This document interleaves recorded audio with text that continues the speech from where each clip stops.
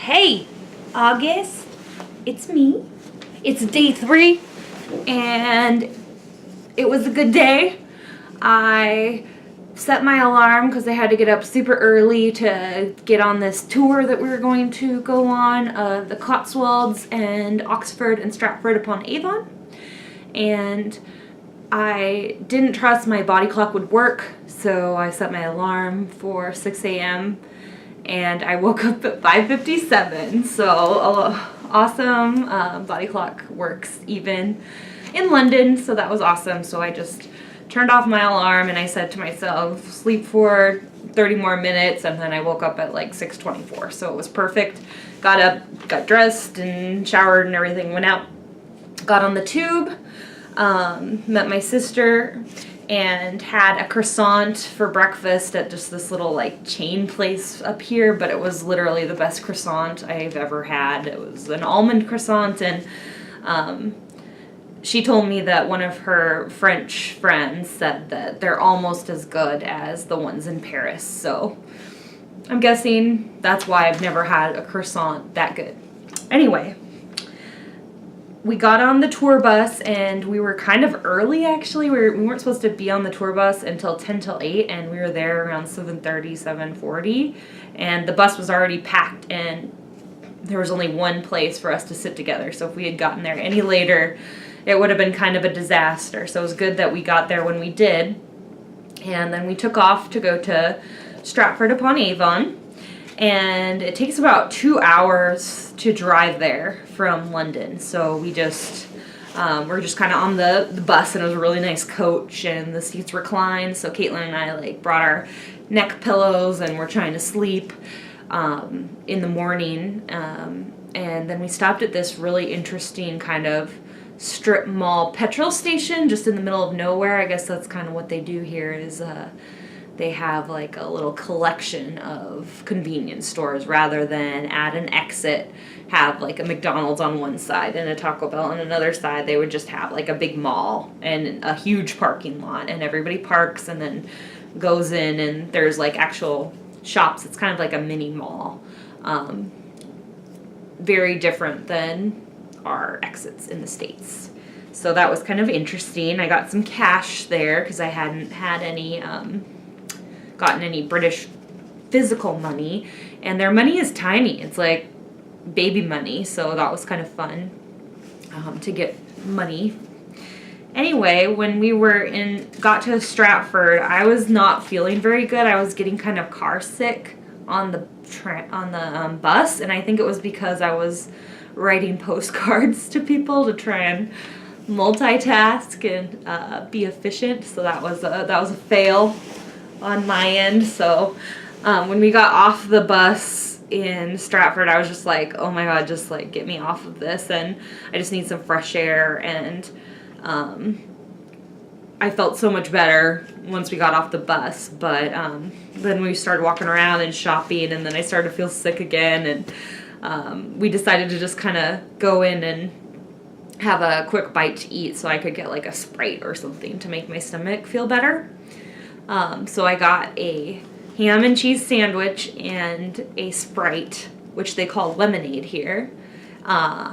And the sandwich was gigantic. I've never seen anything so huge in my life, and I ate like less than half of it. I just wasn't feeling that good, but it was delicious. And they had the most amazing like pastry trays I've ever seen.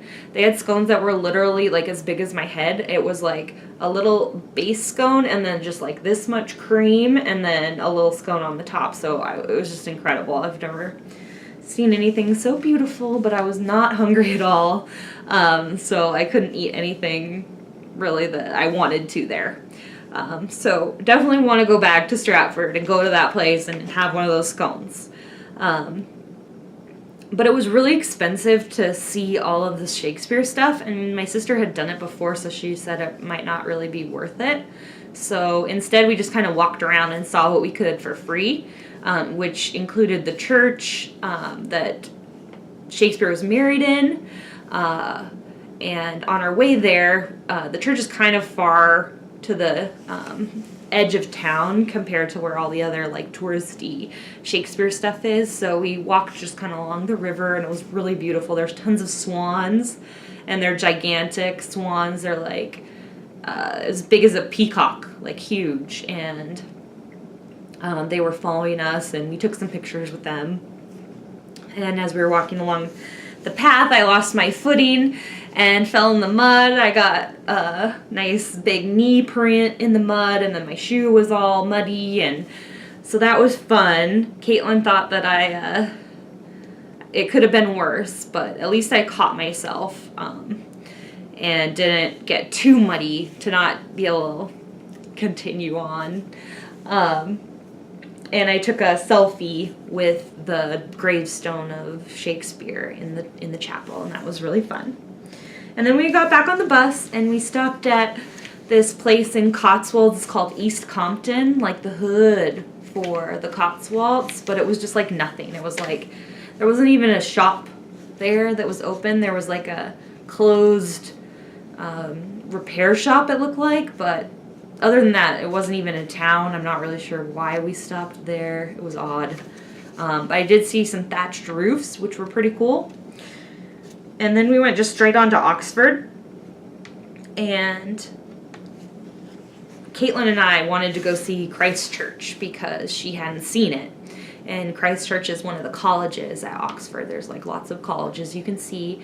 But most of them actually don't allow visitors. So the Christ Church is one of the rare ones where you can actually go in and see it. It costs £9, I think, to go in, and you also get to see Christ Church Cathedral, which was pretty cool. But the reason I wanted to go to Christ Church was because the hall there was J.K. Rowling's inspiration for the Great Hall at Hogwarts, and it really resembled it a lot. I took pictures there. I wore my Ravenclaw shirt.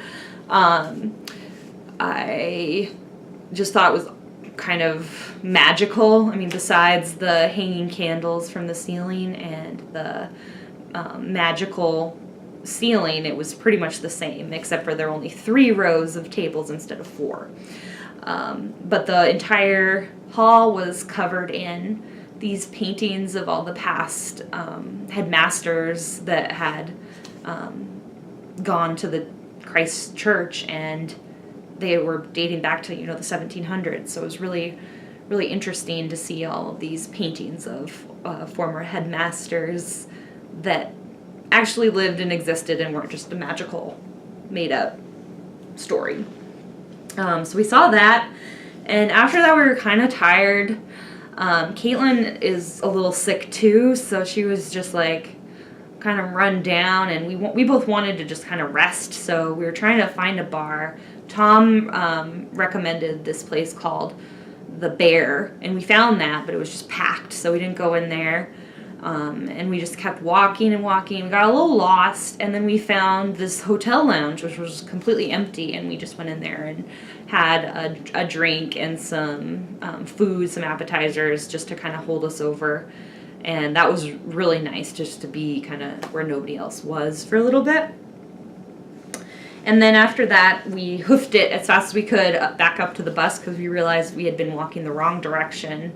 And I wanted to see the Eagle and the Child, which is this bar where Lewis Carroll used to hang out. So we walked in there and I got to see it, and it was pretty cool. I would hang out there if I lived in Oxford. So then we took the bus back to the tube station, and Caitlin and I decided just to call it a night. And so I ordered room service. I don't know if you can see it back here, but I ordered room service. And I ordered chicken soup and a pizza. The pizza's horrible, but the chicken soup was amazing, and I think it was just like what my throat needed. But right now I think I'm just gonna go to bed because I'm just wrecked, and just feel kind of run down. I think maybe the jet lag's catching up with me. I don't know. But I did use an umbrella today, so I ruined my streak of northwesternness, and I really only did it because I knew I was gonna have to get back on the bus, and I didn't want to be in a soaking wet coat on the bus. So it was really for my own benefit. So that happened. Anyway, see you tomorrow.